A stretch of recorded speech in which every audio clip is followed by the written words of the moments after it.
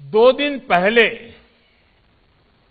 ईश्वर कृपा से मुझे केदारनाथ में आदि शंकराचार्य जी की पुनर्निर्मित समाधि की सेवा का अवसर मिला और आज भगवान विट्ठल ने अपने नित्य निवास स्थान पंढरपुर में मुझे आप सबके बीच जोड़ दिया। इससे ज्यादा आनंद का, ईश्वरीय कृपा के साक्षात्कार का सौभाग्य और क्या हो सकता है। आदि शंकराचार्य जी ने स्वयं कहा है, महायोग पीठे तटे भीमरथ्याम वरम पुंडरीकाय दातुम मुनिन्द्र समागत्य तिष्ठतम आनंद कंदम परब्रह्मलिंगम भजे पांडुरंगम। अर्थात शंकराचार्य जी ने कहा है, पंढरपुर की इस महायोग भूमि में विट्ठल भगवान साक्षात आनंद स्वरूप है। इसलिए पंढरपुर तो आनंद का ही प्रत्यक्ष स्वरूप है और आज तो इसमें सेवा का आनंद भी साथ में जुड़ रहा है। मला अतिशय आनंद होता है की संत ज्ञानोबा माऊली आणि संत तुकोबारांच्या पालखी मार्गाचे आज उद्घाटन होता है। वारकऱ्यांना अधिक सुविधा तर मिळणारच आहेत, पण आपण जसे म्हणतो की रस्ते ही विकासाचे द्वार असते, तसे पंढरीकडे जाणारे हे मार्ग भागवत धर्माची पताका आणखी उंच फडविणारे महामार्ग ठरतील। पवित्र मार्गाकडे नेणारे ते महाद्वार ठरेल। साथियों, आज यहां श्री संत ज्ञानेश्वर महाराज पालखी मार्ग और संत तुकाराम महाराज पालखी मार्ग, इसका शिलान्यास हुआ है। श्रीमंत ज्ञानेश्वर महाराज पालखी मार्ग का निर्माण अभी आपने वीडियो में भी देखा है, नितिन जी के भाषण में भी सुना है, 5 चरणों में होगा और संत तुकाराम महाराज पालखी मार्ग का निर्माण 3 चरणों में पूरा किया जाएगा। इन सभी चरणों में 350 किलोमीटर से ज्यादा लंबाई के हाईवे बनेंगे और इस पर 11,000 करोड़ रुपए से अधिक का खर्च किया जाएगा। इसके सबसे खास बात यह है कि इन हाईवे के दोनों तरफ पालकी यात्रा के लिए, पैदल चलने वाले श्रद्धालुओं के लिए, वारकरियों के लिए विशेष मार्ग बनाए जाएंगे।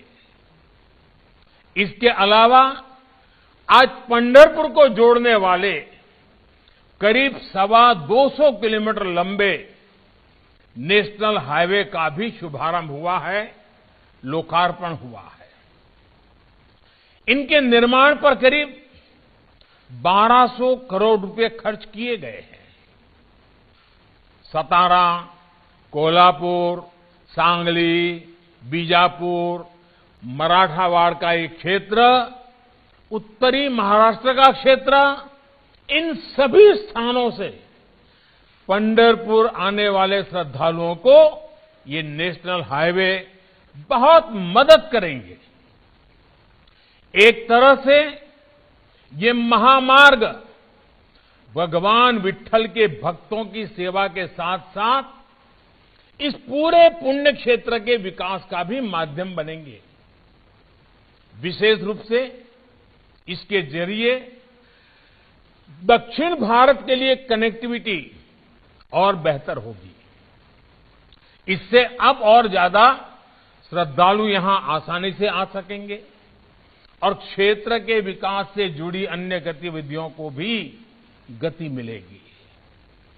मैं इन सभी पुण्य कार्यों उससे जुड़े हुए हर व्यक्ति का अभिनंदन करता हूं।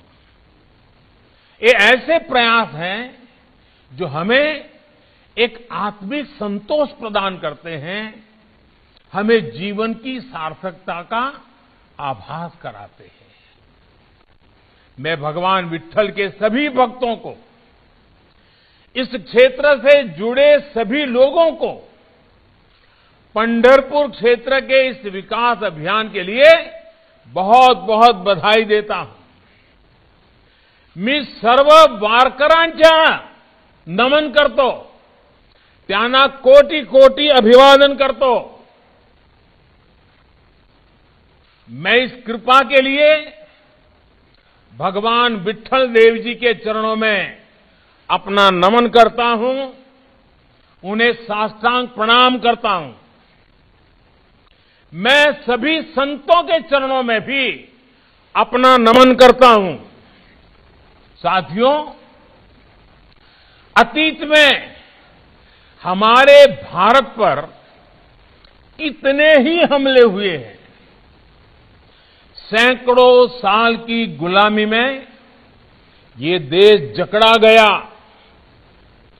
प्राकृतिक आपदाएं आई, चुनौतियां आई, कठिनाइयां आई, लेकिन भगवान विट्ठल देव में हमारी आस्था, हमारी दिंडी वैसे ही अनवरत चलती रही। आज भी ये यात्रा दुनिया की सबसे प्राचीन और सबसे बड़ी जन यात्राओं के रूप में, पीपल मूवमेंट के रूप में देखी जाती है। आषाढ़ एकादशी पर पंढरपुर यात्रा का विहंगम दृश्य कौन भूल सकता है। हजारों लाखों श्रद्धालु बस खींचे चले आते हैं, खींचे चले आते हैं। हर तरफ रामकृष्ण हरि, पुंडलीक वरदे हरि विट्ठल और ज्ञानबा तुकाराम, इसका जयघोष होता है। पूरे 21 दिन तक एक अनोखा अनुशासन, एक असाधारण संयम देखने को मिलता है। ये यात्राएं अलग अलग पालकी मार्गों से चलती हैं, लेकिन सबका गंतव्य एक ही होता है। ये भारत की उस शाश्वत शिक्षा का प्रतीक है जो हमारी आस्था को बांधती नहीं बल्कि मुक्त करती है, जो हमें सिखाती है कि मार्ग अलग अलग हो सकते हैं, पद्धतियां और विचार अलग अलग हो सकते हैं, लेकिन हमारा लक्ष्य एक होता है। अंत में सभी पंथ भागवत पंथ ही है, और इसलिए हमारे यहां तो बड़े विश्वास के साथ शास्त्रों में कहा गया है, एकम सत विप्राह बहुधा वदंती। साथियों, संत तुकाराम महाराज जी, उन्होंने हमें मंत्र दिया है, और तुकाराम जी महाराज ने कहा है, विष्णुमय जग वैष्णवाचा धर्म, भेदा भेद भ्रम अमंग,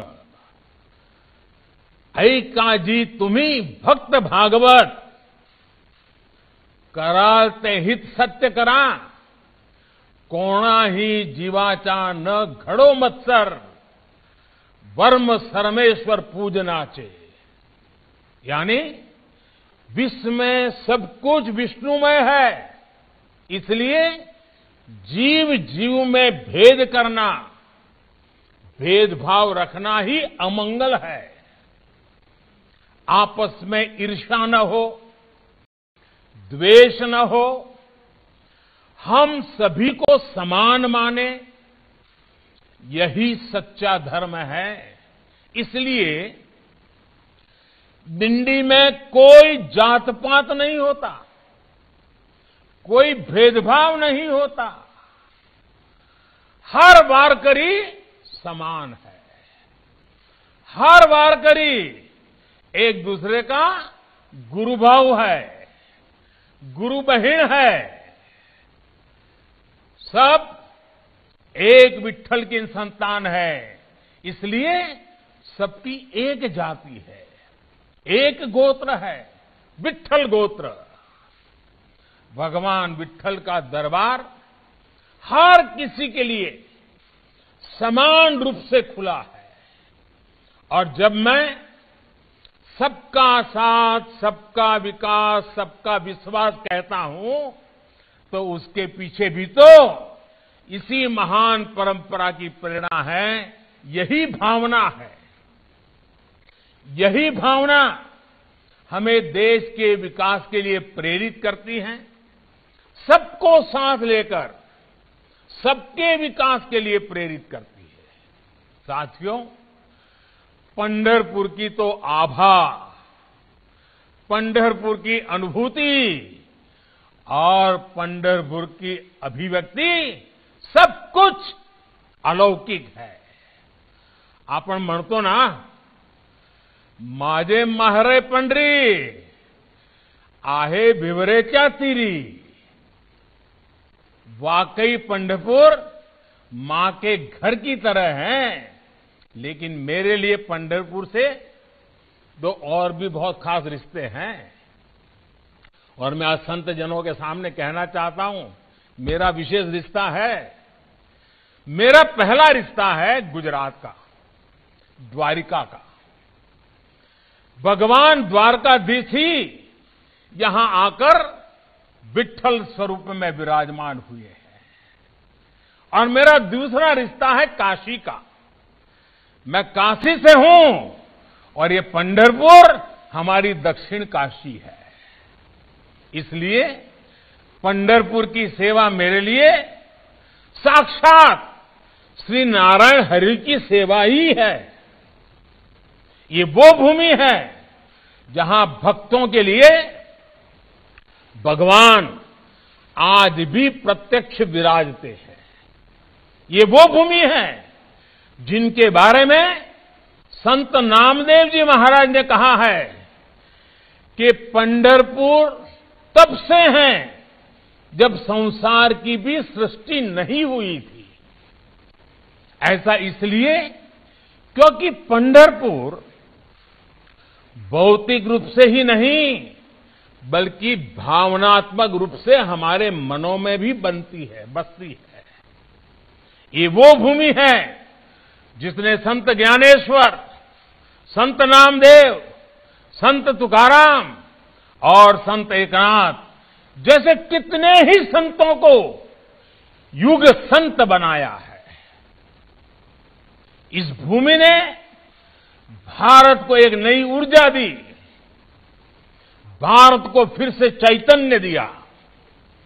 और भारत भूमि की विशेषता है कि समय समय पर अलग अलग क्षेत्रों में ऐसी महान विभूतियां अवतरित होती रही, देश को दिशा दिखाती रही।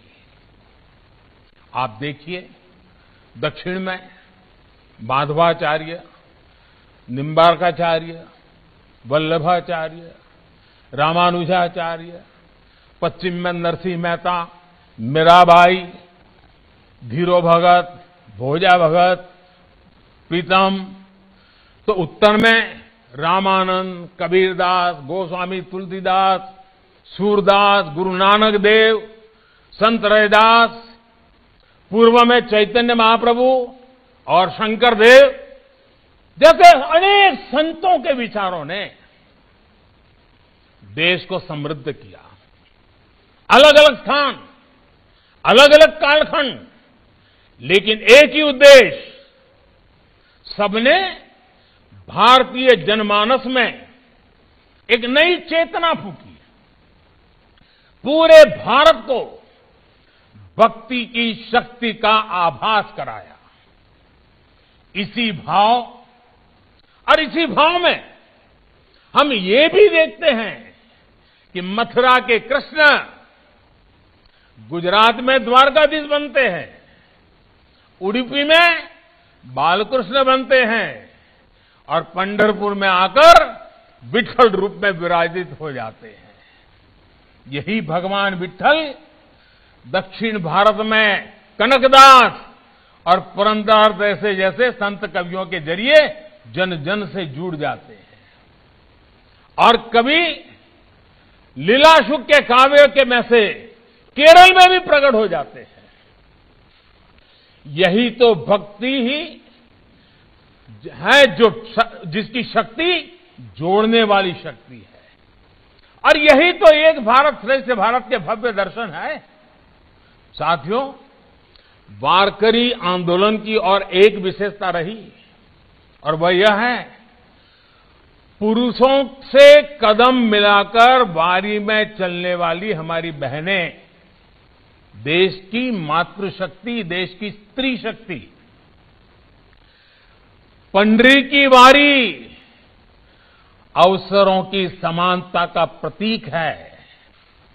वारकरी आंदोलन का ध्येय वाक्य है, भेदा भेद अमंगल, भेदा भेद अमंगल। ये सामाजिक समरसता का उद्घोष है और इस समरसता में स्त्री और पुरुष समानता भी अंतर्निहित है। बहुत सारे वारकरी स्त्री और पुरुष भी एक दूसरे को माउली माउली नाम से पुकारते हैं। भगवान विठल और संत ज्ञानेश्वर का रूप एक दूसरे में देखते हैं। आप भी जानते हैं कि माउली का अर्थ मां है, यानी ये मातृशक्ति का भी गौरवगान है। साथियों, महाराष्ट्र की भूमि में महात्मा फुले, वीर सावरकर जैसे अनेक पुरोधा अपने कार्य को सफलता के जिस मुकाम तक पहुंचा पाए, उस यात्रा में वारकरी आंदोलन ने जो जमीन बनाई थी, उसका बहुत बड़ा योगदान रहा है। वारकरी आंदोलन में कौन नहीं थे? संत सावता महाराज, संत चोखा जी, संत नामदेव महाराज, संत गोरोवा, सेनजी महाराज, संत नरहरि महाराज, संत कान्होपात्रा, समाज का हर समुदाय वारकरी आंदोलन का हिस्सा था। साथियों, पंढरपुर ने मानवता को न केवल भक्ति और राष्ट्रभक्ति का मार्ग दिखाया है, बल्कि भक्ति की शक्ति से मानवता का परिचय भी कराया है।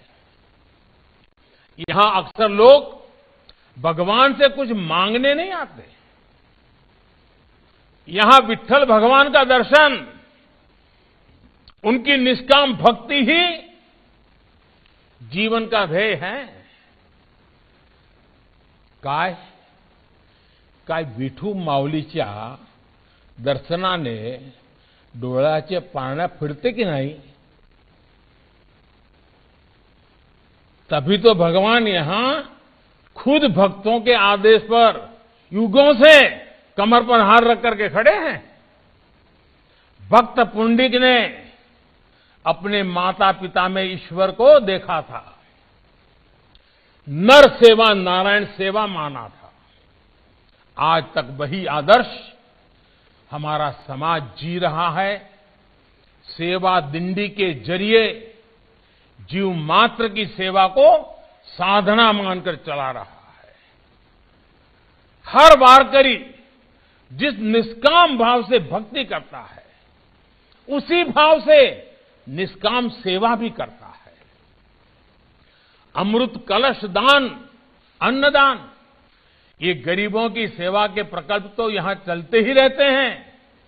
शिक्षा और स्वास्थ्य के क्षेत्र में आप सभी की सेवा समाज की शक्ति का एक अद्वितीय उदाहरण है। हमारे यहां आस्था और भक्ति किस तरह राष्ट्र सेवा और राष्ट्रभक्ति से जुड़ी है। सेवा दिंडी इसका भी बहुत बड़ा उदाहरण है। गांव का उत्थान, गांव की प्रगति, सेवा दिंडी इसका एक बहुत बड़ा माध्यम बन चुका है।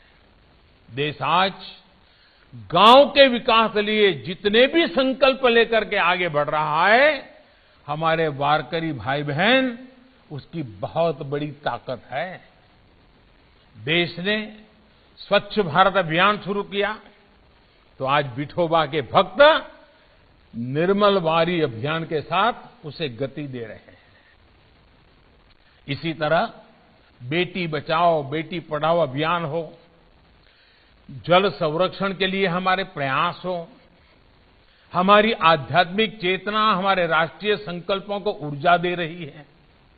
और आज जब मैं अपने वारकरी भाई बहनों से बात कर रहा हूं तो आपसे आशीर्वाद स्वरूप 3 चीजें मांगना चाहता हूं। मांगू क्या?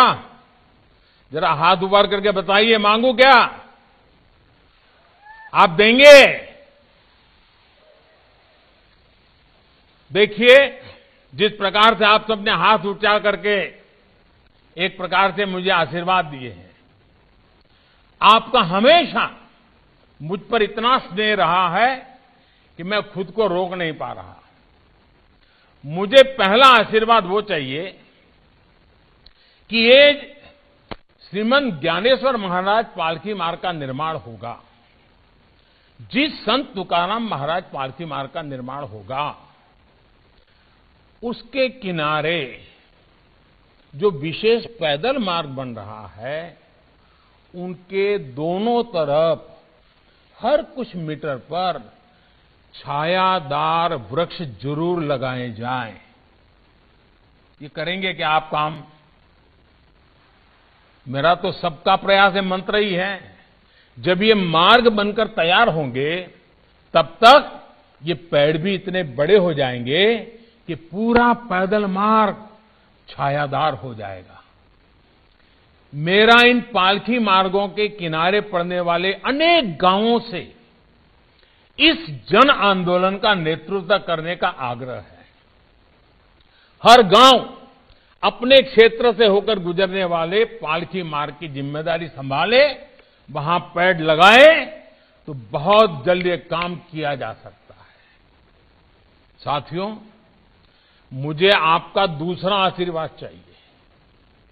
और दूसरा आशीर्वाद मुझे ये चाहिए, इस पैदल मार्ग पर हर कुछ दूरी पर पीने के पानी की, और वो भी शुद्ध पीने का जल, इसकी भी व्यवस्था की जाए। इन मार्गों पर अनेकों प्याऊ बनाए जाएं। भगवान विट्ठल की भक्ति में लीन श्रद्धालु जब पंढरपुर की तरफ बढ़ते हैं तो 21 दिन तक अपना सब कुछ भूल जाते हैं। पीने के प्याऊ ऐसे भक्तों के बहुत काम आएंगे। और तीसरा आशीर्वाद मुझे आज आपसे जरूर लेना है, और मुझे आप निराश कभी नहीं करोगे। तीसरा आशीर्वाद जो मुझे चाहिए वो पंढरपुर के लिए है। मैं भविष्य में पंढरपुर को भारत के सबसे स्वच्छ तीर्थ स्थलों में देखना चाहता हूं। हिंदुस्तान में जब भी कोई देखे कि भाई सबसे स्वच्छ तीर्थ स्थल कौन सा है, तो सबसे पहले नाम मेरे विठोबा का, मेरे विट्ठल की भूमि का, मेरे पंढरपुर का होना चाहिए। ये चीज मैं आपसे चाहता हूं। और ये काम भी जन भागीदारी से ही होगा। जब स्थानीय लोग स्वच्छता के आंदोलन का नेतृत्व अपनी कमान में लेंगे, तभी हम इस सपने को साकार कर पाएंगे। और मैं हमेशा जिस बात की वकालत करता हूं, सबका प्रयास कहता हूं, उसकी अभिव्यक्ति ऐसे ही होगी। साथियों, हम जब पंढरपुर जैसे अपने तीर्थों का विकास करते हैं तो उससे केवल सांस्कृतिक प्रगति ही नहीं होती, पूरे क्षेत्र के विकास को बल मिलता है। जो सड़कें यहां चौड़ी हो रही हैं, जो नए हाईवे स्वीकृत हो रहे हैं, उसमें यहां धार्मिक पर्यटन बढ़ेगा, नए रोजगार आएंगे और सेवा अभियानों को भी गति मिलेगी। हम सभी के श्रद्धेय अटल बिहारी वाजपेयी मानते भी थे कि जहां हाईवे पहुंच जाते हैं, सड़कें पहुंच जाती हैं, वहां विकास की नई धारा बहने लगती है। इसी सोच के साथ उन्होंने स्वर्णिम चतुर्भुज की शुरुआत कराई। देश के गांवों को सड़कों से जोड़ने का अभियान भी शुरू किया। आज उन्हीं आदर्शों पर देश में आधुनिक इंफ्रास्ट्रक्चर पर तेज गति से काम हो रहा है। देश में हेल्थ इंफ्रास्ट्रक्चर को बढ़ावा देने के लिए वेलनेस सेंटर खोले जा रहे हैं, नए मेडिकल कॉलेज खोले जा रहे हैं, डिजिटल व्यवस्थाओं को बढ़ाया जा रहा है। देश में आज नए हाईवेज, वाटरवेज, नई रेल लाइनें, मेट्रो लाइनें, आधुनिक रेलवे स्टेशन, नए एयरपोर्ट, नए एयर रूट्स का एक बड़ा विस्तृत नेटवर्क बन रहा है। देश के हर गांव तक ऑप्टिकल फाइबर नेटवर्क पहुंचाने के लिए भी तेजी से काम हो रहा है। इन सारी योजनाओं में और तेजी लाने के लिए, समन्वय लाने के लिए पीएम गति शक्ति नेशनल मास्टर प्लान की भी शुरुआत की गई है। आज देश 100% कवरेज के विजन के साथ आगे बढ़ रहा है। हर गरीब को पक्का मकान, हर घर में शौचालय, हर परिवार को बिजली कनेक्शन, हर घर को नल से जल और हमारी माताओं बहनों को गैस कनेक्शन। ये सपने आज सच हो रहे हैं। समाज के गरीब, वंचित, दलित, पिछड़े, मध्यम वर्ग को इनका सबसे ज्यादा लाभ मिल रहा है। साथियों, हमारे अधिकांश वारकरी गुरुभाव तो किसान परिवारों से आते हैं। गांव गरीब के लिए देश के प्रयासों से आज सामान्य मानवी के जीवन में कैसे बदलाव आ रहे हैं, आप सब इसे देख रहे हैं। हमारे गांव गरीब से, जमीन से जुड़ा अन्नदाता ऐसा ही होता है। वो ग्रामीण अर्थव्यवस्था का भी सारथी होता है और समाज की संस्कृति, राष्ट्र की एकता को भी नेतृत्व देता है। भारत की संस्कृति को, भारत के आदर्शों को सदियों से यहां का धरती पुत्र ही जीवित बनाए हुए है। एक सच्चा अन्नदाता समाज को जोड़ता है, समाज को जीता है और समाज के लिए जीता है। आपसे ही समाज की प्रगति है और आपकी ही प्रगति में समाज की प्रगति है। इसलिए अमृत काल में देश के संकल्पों में हमारे अन्नदाता हमारी उन्नति का बड़ा आधार है। इसी भाव को लेकर देश आगे बढ़ रहा है। साथियों, संत ज्ञानेश्वर जी महाराज ने एक बहुत बढ़िया बात हम सबको कही है। संत ज्ञानेश्वर जी महाराज ने कहा है, दुरितांचे तिमिर जावो, दुरितांचे तिमिर जावो, विश्व सधर्म सूर्य पाहो, जो जे वांछिल तोते लाहो प्राणी जात। अर्थात विश्व में बुराइयों का अंधकार नष्ट हो, धर्म का, कर्तव्य का सूर्य पूरे विश्व में उदय हो और हर जीव की इच्छाएं पूरी हो। हमें पूरा विश्वास है कि हम सबकी भक्ति, हम सबके प्रयास संत ज्ञानेश्वर जी महाराज के इन भावों को जरूर सिद्ध करेंगे। इसी विश्वास के साथ मैं फिर एक बार सभी संतों को नमन करते हुए, विठोबा के चरणों में नमन करते हुए आप सभी का बहुत बहुत धन्यवाद करता हूं। जय जय रामकृष्ण हरि। जय जय रामकृष्ण हरि।